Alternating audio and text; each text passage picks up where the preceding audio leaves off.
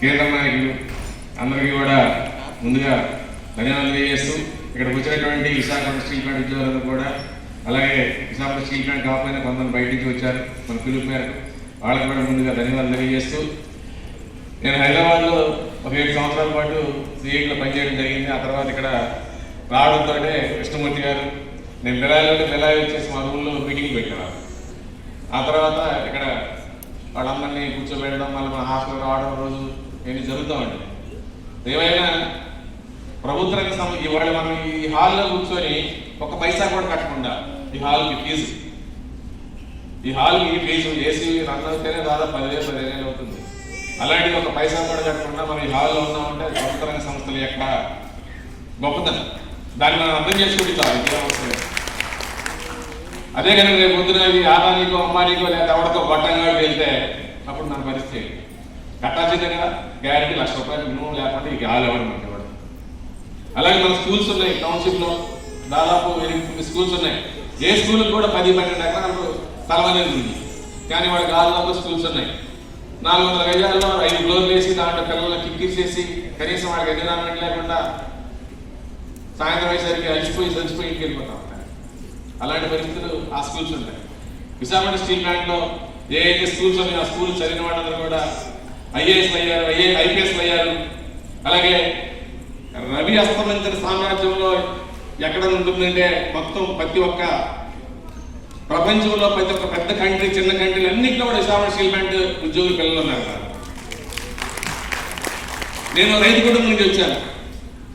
Private ఏంటో నాకు తెలుసు.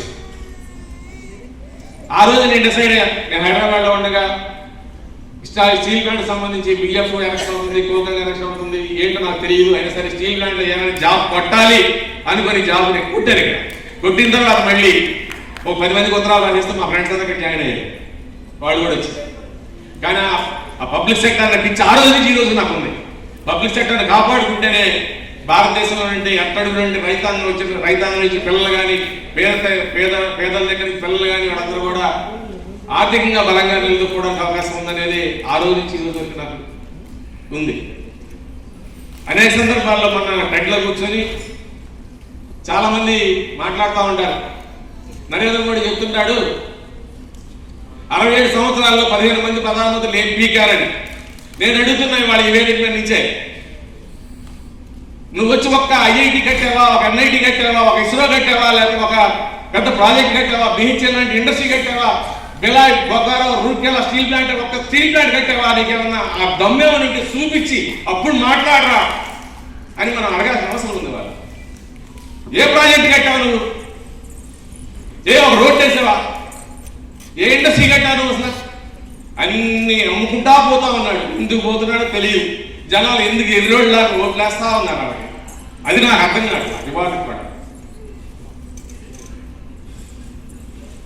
ఏం చేస్తున్నాడు వాళ్ళు నరేంద్ర మోడీ? నేను హిందూ అని చెప్పుకుంటా ఉన్నాడు. వాళ్ళ బిఎస్ఎన్ఎల్ 90,000 మంది ఉద్యోగాలు తీసేస్తే 80,000 మంది హిందువులే ఉన్నారు అక్కడ. 80,000 మంది హిందువులు. ఇవాళ భారతదేశంలో కనుక ఉద్యోగాలు కూడా మొదలు పెట్టారు. రైల్వేలో 4 లక్షల ఉద్యోగాలు ఉన్నాయి, బ్యాంకుల్లో 4 లక్షల ఉద్యోగాలు ఉన్నాయి. ఇలా అన్ని సెక్టార్లో కలుపుకుంటే కనీసం 4 కోట్ల ఉద్యోగాలు ఉంటాయి. 4 కోట్ల ఉద్యోగాలు ఉంటే వాళ్ళందరిలో కూడా గ్యారెంటీగా 3 కోట్ల మందికి ఉద్యోగాలు హిందువులే సంపాదించుకోవచ్చు. నీకేమైనా చేతనైతే హిందువుని పేరు చెప్పుకుంటే ముందు హిందువులకు ఉద్యోగాలు నువ్వు ఏమైనా సపరేట్గా చూస్తున్నావా? కానీ మా అయితే 10%, 20% మిగిలిన మతాల వాళ్ళు ఉన్నారు. ఎందుకు వాళ్ళ మీద కక్ష? వాళ్ళ మీద కక్ష కాదు, హిందువులంటేనే కక్ష. హిందువులంటేనే నీ కక్ష. కానీ శ్రీరామన్ పేరు చెప్పుకుంటూ హిందువులకి ద్రోహం చేస్తూ పెట్రోల్ పెంచుతా ఉన్నాడు వాళ్ళ, గ్యాస్ పెంచుతా ఉన్నాడు వాళ్ళ. మన్మోహన్ సింగ్ ఉన్నప్పుడు 400 ఉండేది గ్యాస్. ఆ రోజు పెట్రోల్ ఎంత ఉంది? 50 రూపాయలు, 60 రూపాయలు ఉండేది. హిందువులకు వాళ్ళేమి మనకేదో తక్కువకి ఇస్తున్నాడా? ముస్లింలతో పాటు ముస్లింకి సపరేట్గా ఇస్తున్నాడా? లేదా అంతకు సమానంగా ఇస్తున్నావే. హిందువుల్ని ద్రోహం చేస్తున్నావు కదా. ఎవరికి నువ్వు న్యాయం చేస్తున్నావు అంటే అంబానీకి, ఆదానికి, టాటాకి, వేదాంతకి, బిర్లాకి ఇలాంటి వాళ్ళకి న్యాయం చేస్తున్నావు తప్ప మా పేదల ఉద్యోగులకు కానీ ప్రజలకు కానీ ఎవరికి న్యాయం? హిందూ లేదు, ముస్లిం లేదు, వాడిని దోసుకో, ఈడి దోసుకో, ఇద్దరు తీసుకొని పెట్టాయి అంతే. ఇంకంతకంటే ఏమీ లేదు.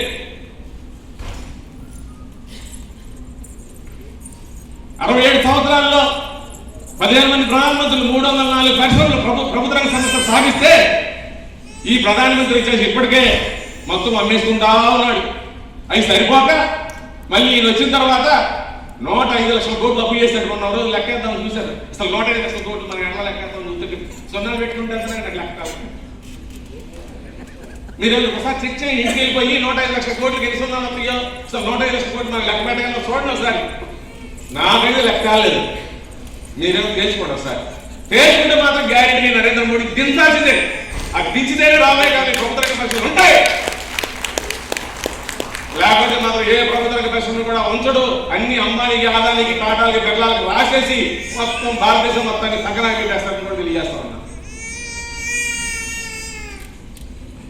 అందువల్ల సోదరులారు, ఇందాక గంగారాం గారు చెప్పారు. గంగారాం గారు కార్పొరేటర్ కోసం మేము పనిచేసాం. వెంకటరామారావు గారు ఇక్కడ ఉన్న ర్యాంక్ కోసం మేము పనిచేసాం. సీనియర్ ఉద్యోగుల గౌరవాలంతా వాళ్ళందరూ ఉద్యోగస్తులు వాళ్ళ ఫ్యామిలీ అన్ని కానీ మన సీపీఎం పార్టీకి ఆయన కూడా ఒక కార్పొరేటర్గా అక్కడ ఉండేవాడు. అలాగే మన లోకనాథ్ గారు పోటీ చేశారు, మన వాళ్ళు ఇంకా 100 పోటీ చేశారు. వాళ్ళు కూడా చేడితే ఇవాళ విశాఖపట్నం నేను గిఫ్ట్లు ఇస్తే గిఫ్ట్లు తీసుకెళ్ళిపోతారు, ఈయన నా వద్దు అంటాడు. టూర్లు వేస్తే టూర్లకు వెళ్ళిపోతారు కార్పొరేటర్, నేను అక్కడికి వెళ్ళాలంటాడు. అంటే నిజాయితీ ఎక్కడ ఉందా చెప్పాను కదా. దొంగల వైపు దొరల వైపు, దొంగల వైపు దొరల ఒకవైపు. ఆయనకేమి ఆయన ఫ్యామిలీ లేదా, వాళ్ళ పిల్లలు లేదా, వాళ్ళు చూపిస్తే వెళ్ళొచ్చుగా. ప్రజా డబ్బుని ఎందుకు ఖర్చు పెట్టాలని జయంతో నేను వెళ్ళన్నాడు. ప్రజా డబ్బుతో నాకెందుకు గిఫ్ట్లు అని చెప్పి నాకు వద్దన్నాడు ఆయన. అది సిపిఎం అంటే, సిఐటి అంటే, మన ప్రజా సంఘాలు అంటే, అరజెండా అంటే అంత పిచ్చి. సరే ఏదేమైనా టైం అయింది. నాకు 9 గంటలకు ఇచ్చాను క్లాస్ గారు. ఎక్కడ సరిపోయింది టైం, ఇంకా 3 మాట్లాడుతున్నారు. అందువలన అందరూ కూడా రాబోయే కాలంలో కంటికి రమ్మంటే మన వాళ్ళు ఎవరు రావట్లేదు. 5, 10 మంది ఏం కాపాడుకుంటాం మనం? లేదు, కాపాడగల. కాపాడితేనే ఇట్లాంటి బిల్డింగ్లో మనం మీటింగ్లు పెట్టుకోవడానికి, రేపొద్దున ఇట్లాగా అందరూ కూర్చొని సన్మానాలు చేసుకోవడానికి అవకాశాలు ఉంటాయి. అందువల్ల మరి మీరందరూ కూడా ఆ పోరాటంలో ముందుకు వస్తారని కోరుకుంటూ, నా మిత్రుడు నేను ముందుగా రామస్వామి గారిని అడిగాను, నేను రిటైర్మెంట్ అవుతున్నాను, ఆ సందర్భంగా ఒక సెమినార్ ఏమన్నా ప్రభుత్వ రంగ సెక్టర్ మీద సెమినార్ పెడితే బాగుంటుంది, మీరేం ఖర్చు పెట్టాల్సిన అవసరం లేదు, మొత్తం నేను పెట్టుకుంటాను, ఎవరిని కలిసి ఇస్తే ఒకళ్ళు ఇద్దరు కలిసి పెట్టుకుంటాం, ఇబ్బంది లేదు, ఒక పైసా కూడా ఏ నుంచి మీరు తీసుకోమని కూడా చెబితే దానికి అనేక సార్లు కూర్చొని మాట్లాడుకొని అందరినీ మళ్ళీ నాయకులు ఎవరు పిలవాలి. ముఖ్యంగా ఈ పెట్టడానికి కారణం ఏంటంటే నన్ను ఈ ఫస్ట్ 82లోనే సదాభాస్కర్ గారు చేర్చబడ్డారు. ఆయన తెలంగాణలో కూడా తెలంగాణ పత్రికకి ఆయన ఎడిటర్గా ఉన్నారు, బాధ్యత తీసుకొని. ఆయన రాలేకపోయాడు, ఆయన పిలిచేది ఆయన నాకు హెల్త్ సహకరించట్లేదు, నేను ట్రావెలింగ్ చేయలేకపోతా ఉందని చెప్పాడు. నచగారు మాట్లాడు అయినా ఒప్పుకోలేదు, కేఎం మాట్లాడు ఒప్పుకోలేదు, నరేంద్ర మాట్లాడు ఒప్పుకోలేదు. అయినా సరే ఏదైనా ఆయన కోసం నేను చాలా తపనపడ్డాను, వస్తాడని. రాలేదు ఆయన.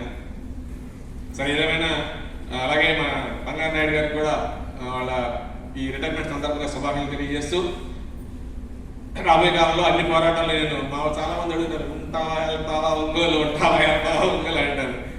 ఒంగోలు ఇప్పటిదాకా ఆదివారం వస్తే శనివారం ఇక్కడ బయలుదేరి ఆదివారం వెళ్ళిపోయి మా చెల్లిని, మా తమ్ముడిని, వాళ్ళని పనుల నుండి చూసుకొని, పెళ్లి చూసుకొని, లేకపోతే ఆడకాలు చూసుకొని మళ్ళీ అమ్మడే సోమవారం కల్లా మళ్ళీ డ్యూటీకి అటెండ్ అయ్యాం. ఇప్పుడు కొంచెం లేదర్ ఇక్కడ పని చేస్తాను, కానీ ఏంటంటే లేదర్గా వెళ్తాం, లేదర్గా వస్తాం. ఏదైనా అందరూ వచ్చి ఇక్కడికి వచ్చినందుకు ధన్యవాదాలు తెలియజేస్తే నేను ముగిస్తాను.